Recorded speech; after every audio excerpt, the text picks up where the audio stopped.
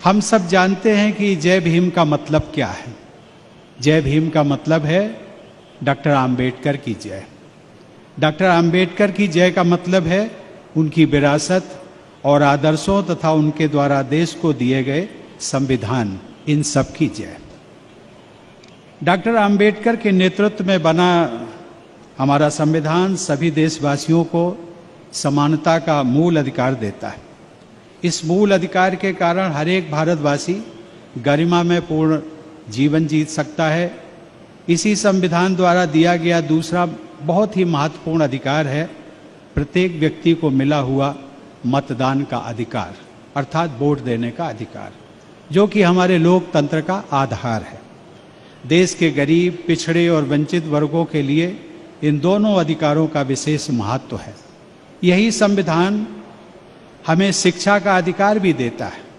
नागरिकों को मिले सभी अधिकारों का समुचित उपयोग करने के लिए शिक्षा का होना बहुत जरूरी है। बाबा साहब के अनुसार मनुष्य के हर प्रकार के विकास के लिए शिक्षा एक आधारभूत जरूरत होती है। इसलिए उन्होंने इन वर्गों को जो नारा दिया था, जिसमें कहा गया था कि शिक्षित बनो, संगठित रहो और संघर्ष करो, उसमें भी हम सब देखते हैं कि बाबा साहब ने शिक्षा को ही प्राथमिकता दी थी।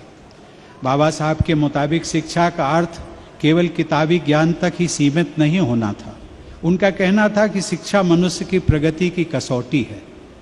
मित्रों, बाबा साहब के जीवन के बारे में जानकर सभी को, खासकर युवाओं को, बहुत प्रेरणा मिलती है। कदम कदम पर अभाव, अपमान और अड़चनों का सामना करते हुए वंचित समाज के एक बालक ने दुनिया के सबसे सम्मानित विश्वविद्यालयों में असाधारण विद्यार्थी के रूप में सम्मान अर्जित किया था। जब वे केवल 27 वर्ष के थे तब उनका एक महत्वपूर्ण लेख प्रकाशित हुआ था, जिसका नाम था small holdings in India and their remedy.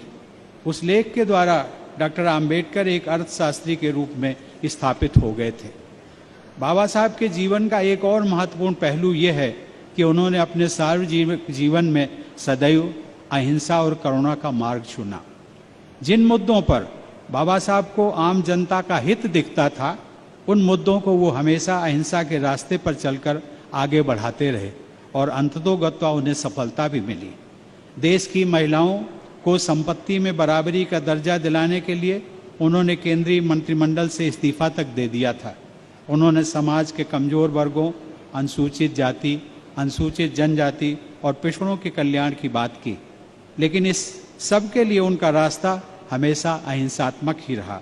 संवाद के द्वारा, चर्चा के द्वारा लोगों के सामने अपनी बात रखकर वे सहमति बनाते थे, क्योंकि बाबा साहब का मानना था कि यह देश अपना है, यहाँ के सब लोग अपने हैं और समाज के कमजोर वर्गों को न्याय दिलाने हेतु जो भी करना है वह सब सदैव अहिंसात्मक तरीकों से ही व्यापक हित में हासिल किया जा सकता है, ताकि समाज में हमेशा सौहार्द का वातावरण बना रहे। संविधान सभा में दिए गए अपने अंतिम भाषण में बाबा साहब ने कहा था कि अब हमारे पास विरोध व्यक्त करने के संवैधानिक तरीके मौजूद हैं, इसलिए हमें अराजकता से बचना चाहिए।